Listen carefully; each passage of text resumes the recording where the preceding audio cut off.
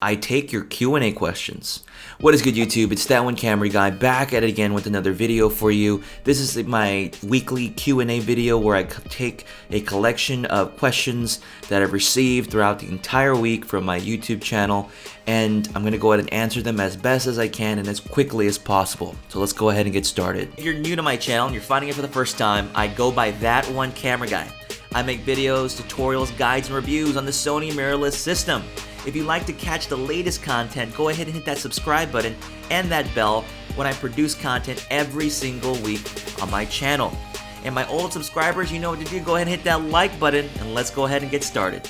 Alright, question number one comes from Vladimir Ramirez, who asked the question on one of my Sony a6000 videos. He asked, which lens is better, the Sony 16-50 or the 18-55? Now, my recommendation is the 16-50 is a pretty comparable kit lens that comes with your camera already. It's compact. The 18-55 is not as compact, and but what's really nice about it is you kind of have like a dedicated focus ring, so to speak, but it's not. It's a little bit chunkier in terms of its size, but that's probably the only advantage I would give that particular lens. I think the 16-50 is just a little bit better because it's a little bit wider, and that kind of helps a little bit more. So I would say the 16-50 is probably the one you should just stick with. The next question is from Zenith.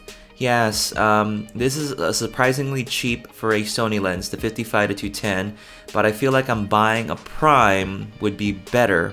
You should get the 55-210 if you absolutely need a zoom lens on the budget, because the only other lens I would recommend that is somewhat telephoto, that's a prime lens that's any good, is the 85mm f1.8, and that retails for about $600 US, I think, whereas the 55-210 can be had for as little as $200, $250. So you get the kit lens, you get, and again, I recommend the 55-210 if you have kids that that play outdoor sports or daytime stuff, and you really just need a lens with reach. And like I said, you can do some portraits with it if you really wanted to. I think it's a very versatile lens that you should add, as long as you know how to use your settings and you know how to control your camera and lens combination. Bayou Arta, I don't know if I got that right, asked, hey, that one camera guy, I would like to buy a Sony a6000. That's very interesting for me, and I only have $1,000 budget for camera and lens or stuff. Which lens or stuff that I need to buy? Thanks. My usual recommendation is try to get the a6000 with the kit lens, because it's very, very useful. And what sucks is that you're kind of strapped for cash already. Like, the next lens or item you can get, you're very, very limited on. So if you are just doing purely photography and you really absolutely are just sticking with photos, I would go ahead and either consider adapting glass, which some have recommended if you're into that, or you can just buy a full manual focus lens, and I recommend the Makey lenses, the 28 f2.8, the 35 f1.7, the 50 f2, which are less than $100 US.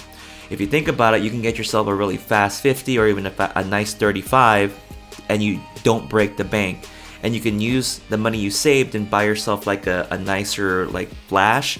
I haven't finished my video on the Makey 320, but you could get yourself a decent flash for about $100 or less, and you can get yourself a cheaper microphone as well, like the one I recommended, so you can improve your audio, things like that I would recommend you do. So if you just want full automatic lenses, make sure you get the kit lens, and then add the 50mm f1.8 optical steady shot lens.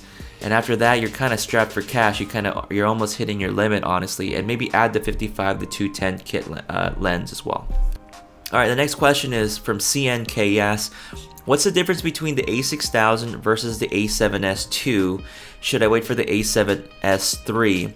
The a6000 is extremely different from the a7S II. The a6000 is more along the lines of the consumer camera, but it's also very useful and powerful photo tool as well. I won't say it's exceptionally strong in video. The a7S II is more of a cinema, it's more geared towards video if you want to do 4K, and video is kind of where you're oriented in and you do a lot of low light work. A7S II is great. The a6000 is great for your general photography, some sports photography needs. I think it's a great way to introduce yourself to the mirrorless family. You might be asking, should you wait for the a7s Mark III? Here's the honest truth. We're always waiting for cameras, and this is a question, or this is sort of a response to everybody. We're always waiting for the next best thing. And the truth is, if you keep waiting, does that really mean you're doing any quality work to begin with? Because the people who already got the a7s II are using it to make work, to create art, to create a product. But why are we still sitting out here in the sideline, still waiting on the sideline? Why not just get the camera that's going to work best for you now and start creating work that matters to you? I don't know if you get what I mean by that. It's like, why do we keep waiting and waiting and waiting for the next thing? It just shows me that either we don't really have anything to do, or we're just lusting for better gear. When in reality, we should just get the gear that we can get now and start doing something with it. You feel me? Hamid Arabzadeh asked, thanks for your great channel. Love your videos about the a6000. How do you find the autofocus performance of the Sigma 17-50 f2.8 with the COM-Lite adapter? Doesn't work. You cannot. The Sigma 17-50 f2.8 with the COM-Lite adapter, if you're gonna do it for video, so he says he needs it for stills, you're gonna have to use it as a manual focus lens. Autofocus does not work. Does not work at all. That's all I gotta say. Sigma is a little bit better. Still doesn't work well. The Metabones is the only option if you want decent autofocus with the 17-50 on the Sony a6000. Elizabeth Ruiz says, when I'm recording with this camera, which is the a6000, it tends to overheat after 20 minutes or so as it turns off. Any suggestions on what to do to prevent it from overheating? Things I've mentioned before, take the screen out. You can actually just remove the, I think you can remove the battery door. No, you can't remove the battery door. So you can open this to help remove some of that heat. You can get a small rig cage to help dissipate the heat too. Now, obviously, I only recommend using a cage if you're shooting indoors. If you're shooting outdoors in direct sunlight, the cage will heat up and it'll also keep your camera hot too. So it's not a good option. I've seen people use fans on their a6000. You know, I'm gonna ask now, if there's enough of you interested for me to do an actual step-by-step guide on how to crack open your a6000 and add the thermal pad to kind of help eliminate the overheating, let me know. I've been thinking about doing that video for a while now, but I'm looking to buy a broken a6000 so I can practice opening one up, because I don't want to open this one up and mess it up. So if you want me to show you, if you want me to do a tutorial like that, let me know in the comments below. I'll consider doing it if you guys are interested in resolving the overheating problem completely with the a6000. PM21AM asks, can you suggest a good camera for filming that can record for an hour long, at least? Normally, I film mukbang videos for YouTube. I have a Sony a6000. It's great with autofocus and quality, but it overheats quick and it's really frustrating. I could spend about 1,000, I think, euros or pounds. I'm not sure, but PM21AM, you know what I would recommend, to be honest with you, that's not going to break the bank, is actually a Panasonic GH3. Because your a6000 already does 1080p video, the Panasonic GH3 does really good 1080p video, and it records unlimited and doesn't have any overheating issues. You can probably, the money you save, you can probably get some lenses, and if you buy used, you can get the GH3 for a really good price at this time frame. So that is a camera I would recommend you take a look at, PM21AM. SR Rupom asks, you have so many alpha cameras, why don't you give me one? If my channel was doing really well, I would probably do giveaways at some point, but right now it's not feasible for my channel. Michael Becker asks, can I use the Sony FE28 70mm f3.5 to 5.6 on my Sony a6000? And the answer is yes. You can use full frame lenses on your Sony a6000, and you can use your Sony a6000 lenses on a full frame camera, except you'll have to use them in crop mode. I'm not sure this person's name, but he says, hi, can you do a video guide for the Alpha 6300 please, specifically on a lens with no stabilization? Love your content. I did get enough responses for it, so I will start working on some Alpha 6300 guides. in the future. So be on the lookout for that, and make sure you subscribe if you haven't done so already. Brianna Hines asked, do you feel the a6000 would be great for makeup videos and pictures with kit lens? This will be my first camera. Brianna, the a6000 would be an absolutely good starting camera for that. All I would recommend you do is add some sort of light. Like if you look back here, I have a Yongnuo 600 LED panel. I would try to incorporate some sort of additional lighting in your setup, especially if you're going to be doing makeup. And you know, there's still the issue and the possibility of the Sony a6000 overheating. And if you're in an air-conditioned environment, you're less likely to see it overheat. So that's the only thing I'm a little bit worried about with the a6000. But other than that, picture quality is really good with the kit lens. I have a guide for that. Make sure you check it out. I'm always plugging that thing, and I'll show you how to get some amazing photos and learn how to actually use your equipment and gear. It's really a big important one. So yeah, I do think the a6000 is a good starting camera. I would recommend some other ones, maybe like some Rebel cameras that have a flip out screen. The SL2 that's been recently announced is actually a good option too if you only need 1080p and you want face tracking. The SL2 is perfect as well, and so Brianna, you might want to take a look at that option. Hong Jun Kim asked, does the disable recording limit work on the Sony a9? Unfortunately, at this time it won't, because you can't access the Play Memories app because it doesn't have Play Memories app, unfortunately.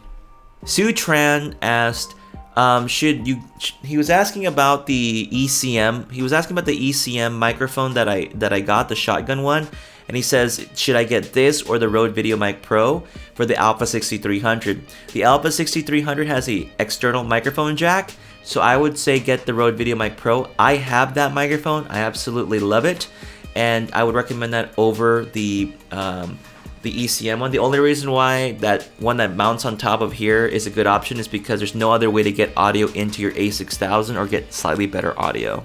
Guerre TV Show says, great video like every day. He asks, what do you think about the Sigma 30mm f1.4 contemporary? Like I said, I hear good things about it. I don't have that lens, but I am considering on picking up a copy and doing a quick review and first look at that lens, and even comparing it to some of the lenses I have already. So be on the lookout for it in the future, but not in the immediate future. Luan Yuen, I hope I got that right. Can you do a review on the 10 to 18mm from Sony? I'll think about it. The thing I would say is I love the 10 to 18 when it comes to video. I use it all the time for my sit down angle here. But as far as photos, I use it every now and then, but not frequently. So yeah, I'll think about it. John Kaduri asked, currently I missed you and your Sony a6000 when he was using the Sony 10 to 18 lens shooting real estate. I will be giving my a6000 and the kit lens to my daughter who is entering photography for school. Since I have the opportunity, would you recommend that I purchase the Alpha 6500 body versus the a6000? Again, I really appreciate your videos, and like I said on my previous comment to you, you are one of the best online video teachers that I've been learning from. Cheers, and his name's John. Thank you, John, for the comment. I really appreciate that. So as far as my response, whether you should get the a6500 body, if you're not doing video, I don't think it's recommended. What I would do is consider just picking up the a6000 again and getting the 10 to 18 as your option. Or if you really absolutely wanted to and you had the budget, you might want to even consider a full frame a7 Mark II and the 12 to 24 that recently came out. Obviously these are completely out of the budget range. They're like left field, okay? It's a different zone. But I mean, like I said, the a6500 is more geared towards video. If you know you're going to be doing video for real estate, then go that route. And again, I think that the 1018 was working for you doing real estate, then go ahead and jump on that lens. And again, John, thanks for the nice comment. I really appreciate it. Brandon Taylor asks, is it worth it to upgrade from the a6000 to the a7 Mark II? I'm looking into getting the a7 II now or waiting a while and saving either for the a7 III or the a7R II. I'm just wondering if the jump from the a6000 to a7 II is worth it. Thanks. These things are really complicated to answer because I don't know what you're doing. I don't know kind of the field that you're in. If you're doing portrait photography and you need better low light performance, then the a7 II makes a lot of sense to go ahead and upgrade to. But if you're not finding yourself shooting in those environments enough, then there's no reason to upgrade to the A7 Mark II if the a6000 is already providing enough for you. You can always up the a6000 by getting faster glass to help you shoot in low light, like a prime lens. And again, we get to that notion of, should you wait for the a7 Mark III? If you have the money for it and you just save up for it, then by all means go for the a7 Mark III when that comes out. Maybe, hopefully they announce it in the fall and it's released by the end of this year. And if that's what works for you, get it. But we're always playing this waiting game and we never know what to do. So, but I would say that we are on the precipice of a new A7 series camera. I don't know if that's the right term, but we are on that mode of a new A7 camera before the end of this year. So I hate saying to wait, but if you're not in a rush, then just wait till fall to hear an announcement. If you like the A7 III, get the A7 III. But as far as is it worth it, all I would say is if you're doing portraits a lot more and you need a little bit more low light performance, the a7 II makes a lot more sense. Eliza says, more a6300 videos, please. If I want to shoot talking head videos, slow-mo video, and portraits, what lenses should I buy besides the kit lens? I've got about $2,000 to invest in glass. So if you're going to go primarily autofocus, I would recommend the 50mm f1.8 optical steady shot lens. That goes for about $300 US, so that's going to run up your budget. There is also, you probably would have enough to pick up a 70-200 f4, which I think would be a nice addition to your lens, gives you a lot of flexibility. If you don't get the 70-200 f4, you can get the 85, which is a telephoto. That's an f1.8. That's about $600. So if you get the 50mm f1.8, and then you get the 85mm f1.8, that puts you at about $1,000 US roughly. So you got about $1,000 left. If you want a wider lens, there's also the 24mm f1.8 that's really highly regarded to be very sharp. Or you can also look at the 30mm Sigma f1.4 contemporary, which is what I would recommend. It's a little bit cheaper, so that's about $350 or so. So that leaves you about $600 left.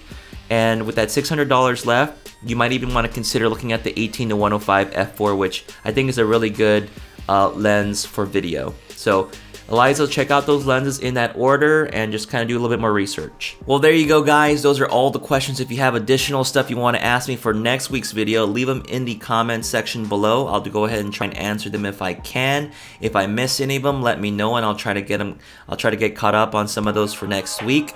If you found some value in this video, don't forget to give it a like. Click on the screen, subscribe, like the video, do all that good stuff, and I'll catch you guys on the next video. Bye.